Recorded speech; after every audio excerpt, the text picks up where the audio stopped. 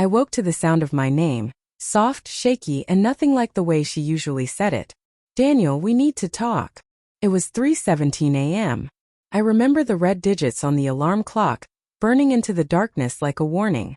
My wife, Lena, sat at the edge of the bed, wrapped in her robe, her hands trembling as if she'd been holding something inside for far too long. My stomach dropped. People don't wake you at 3:17 a.m. to talk about anything good. I sat up slowly. What happened? She didn't answer at first. She just stared at the wall, eyes shining in the dim light, as if the truth she was about to say was written there and she was forcing herself to read it aloud. Finally, she whispered, I need to tell you something, and I'm afraid it's going to break us. Those words, break us, were the kind that crack you open from the inside. I felt myself bracing. For what? I didn't know.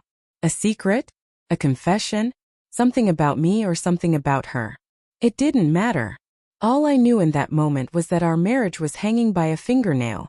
Just tell me, I said quietly. She took a breath that turned into a sob halfway through. And then the truth came out, slowly, painfully, like she was trying to pull out barbed wire lodged between her ribs. I've been talking to someone, she said. For months. My mind didn't explode or collapse. It just stilled. Like everything was paused, frozen between two heartbeats. Talking? I asked, though I already knew the answer. She nodded. Emotionally. Too much.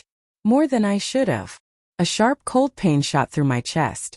Emotional infidelity. It's the kind that leaves bruises nobody else can see. Who? The word scraped out of me. A coworker. His name is Aaron. The name punched me harder than the confession. She kept talking, rambling now, about how it started with harmless venting during a stressful project, then late-night messages, then sharing feelings she should have shared with me. I ended it 2 weeks ago, she said. But I can't live with the guilt anymore. I needed to tell you the truth, even if it means you'll leave. Even if it means you'll leave. That line gutted me.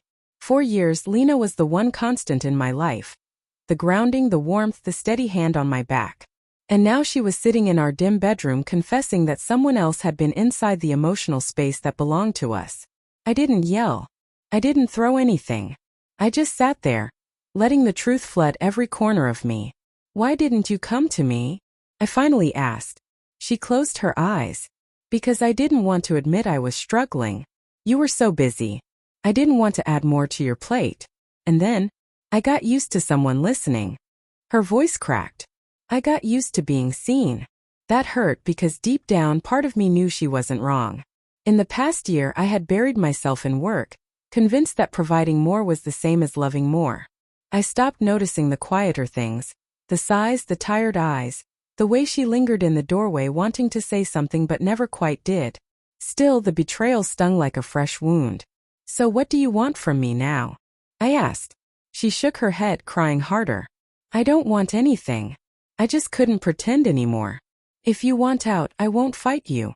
The idea of leaving her, walking out of the life we built, the memories stacked like photographs in every corner of this house, sent a wave of nausea through me. I stood up, walked around the room trying to breathe.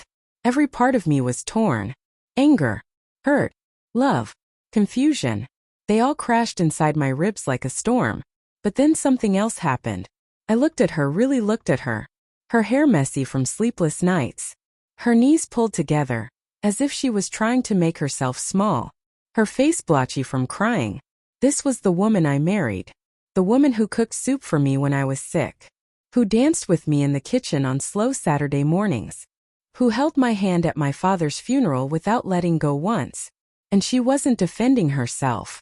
She wasn't blaming me. She wasn't minimizing what she did. She was laying herself bare, terrified of losing me.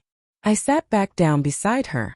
Lena, I said gently, if you wanted to hurt me, you wouldn't have told me. You're telling me because you want us to heal. Right? She nodded, tears dripping down her chin. I want us back, she whispered. I want you back. There was a long, heavy silence, one that felt like the quiet before sunrise. I took a breath that felt like it went all the way into my bones. Then we fix it. We fix us. But I need honesty. I need no more secrets. And I need time. She reached for my hand like she was afraid I'd pull away. But I didn't. We talked until the sun began to rise, about the loneliness we both felt, the things we avoided saying, the walls we slowly built without noticing. Her emotional affair didn't happen in a vacuum. It grew in the silence between us. That didn't make what she did right, but it made it understandable. At one point she asked, "Do you hate me?" I shook my head. "No. I'm hurt. But I don't hate you. I'm still here, aren't I?" For the first time that night, she let out a shaky laugh. We agreed to therapy, boundaries, weekly check-ins, real conversations, not surface-level ones. It wasn't forgiveness, not yet, but it was a start. And strangely, painfully, honestly, that night became the turning point. The moment everything cracked just enough for the light to get in. At 3:17 a.m. my marriage didn't fall apart. It was reborn. Not perfectly, not effortlessly, but truthfully. And sometimes the truth, no matter how hard or how heavy, is the only thing strong enough to save you.